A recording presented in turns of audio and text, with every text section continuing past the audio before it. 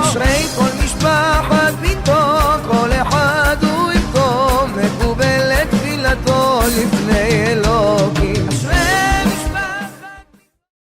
Avec la permission d'Hachem, on se prépare, si Dieu veut, pour le 19 septembre, la Hilula de Rabbi Himpito. Bonjour à vous tous. Je voudrais, mes amis, vous raconter une belle histoire sur Napoléon. Lorsque Napoléon, il avait gagné une de ses guerres en Russie, en général, toujours lorsque le victorieux il rentre victorieux, le héros il rentre victorieux dans la ville, s'il y avait là-bas une communauté juive, ils vont sortir l'accueillir avec un Sefer Torah. Et là, c'était Pittsburgh.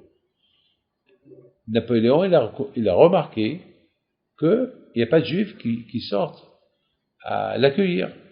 Donc, il s'est posé la question, qu'est-ce qui se passe? Alors, ils ont répondu, je ne sais pas, c'est bizarre. Bon, vous savez qu'à l'époque, il n'y avait pas des radios, il n'y avait pas des télécommunications, il n'y avait pas de textos, il n'y avait rien du tout. Donc, Napoléon, il a envoyé des gens pour voir ce qui se passe. Pourquoi les Juifs ne sont pas sortis l'accueillir avec un Sefer Torah? Ils ont commencé à se renseigner. On leur a dit que aujourd'hui c'est un jour de deuil chez les Juifs. Ils ont remarqué que c'était vraiment un jour, après les renseignements qu'ils ont eus, un jour de deuil chez les Juifs. C'est ce qu'ils ont dit à Napoléon. Napoléon leur a dit, un jour de deuil le jour que j'arrive à Pittsburgh. Quoi? Ils ne sont pas contents que je suis arrivé? On ne sait pas. Je vais me rendre sur place, je vais voir. Il va à la grande synagogue. C'est des histoires véridiques, hein. C'est des histoires que les Juifs y racontent. C'est pas des histoires que dans l'histoire française ils vont raconter. Je sais pas, peut-être pour eux c'est sans importance, mais pour nous les Juifs, c'est des histoires qui ont une grande importance. Mes amis, Napoléon, il va à la synagogue avec tout son cabinet royal, et dès qu'on le voit, il va à l'improviste, dès qu'on le voit, tout le monde se lève, le rabbin qui vient à son encontre, Majesté, Majesté, pardon, mais qu'est-ce qui se passe? Pourquoi aujourd'hui vous n'êtes pas sorti m'accueillir? Ils lui ont dit, on a décidé d'aller vous présenter nos excuses demain, et vous apporter un cadeau demain, et vous souhaiter la bienvenue demain. Alors, Napoléon leur dit, demain? Mais demain je pars. Moi je suis venu aujourd'hui. Je suis pas là pour rester 2 jours. Mais pourquoi vous n'êtes pas sorti aujourd'hui? Il me dit, on ne pouvait pas sortir aujourd'hui vous accueillir, parce que pour nous aujourd'hui c'est un jour de deuil. Un jour de deuil? Quel deuil? Parce que comme aujourd'hui, le Beth Amikdash a été détruit. Comme aujourd'hui, le Beth Amikdash, le temple, a été détruit. Et dans le monde entier, vous pouvez vous renseigner, notez chez vous, Tisha B'Av, le 9 Av, dans le calendrier juif, c'est le jour de deuil général. Il n'y a pas un juif qui ne jeûne pas, il n'y a pas un juif qui ne s'assied pas par terre. Tous les juifs du monde entier, ils font le deuil de la destruction de Beth Amikdash. Avant, et ce Beth Amikdash, il a été détruit quand? L'année dernière, il y a 2 ans, il y a 3 ans. Non, Majesté, il y a plus de 1500 ans. 1500 ans? 1500 ans? 1700 ans?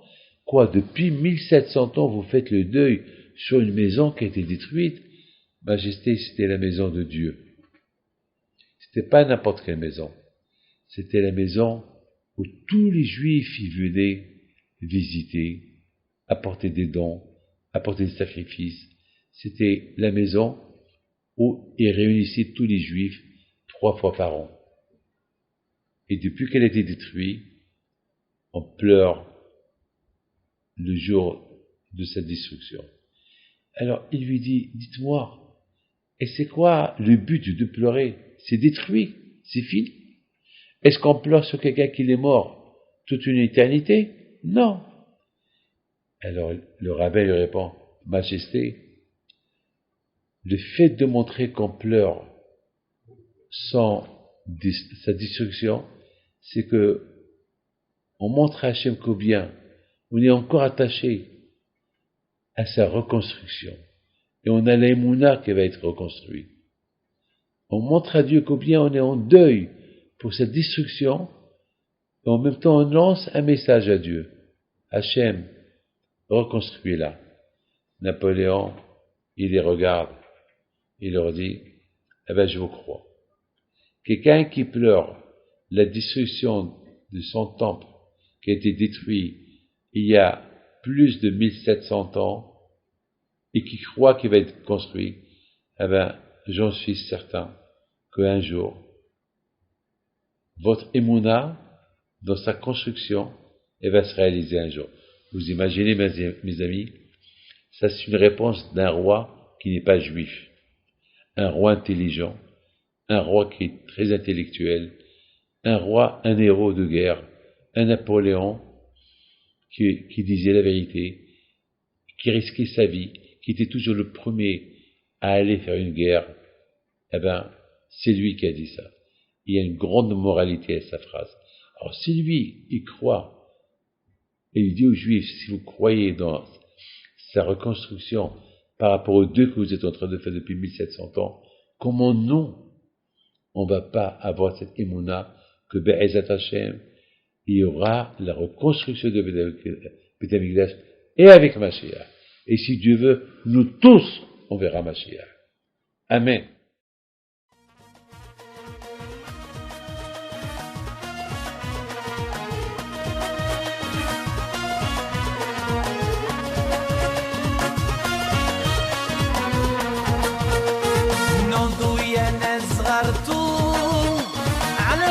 حي بنتو وقف لنا زي خوتو يا وز خوتو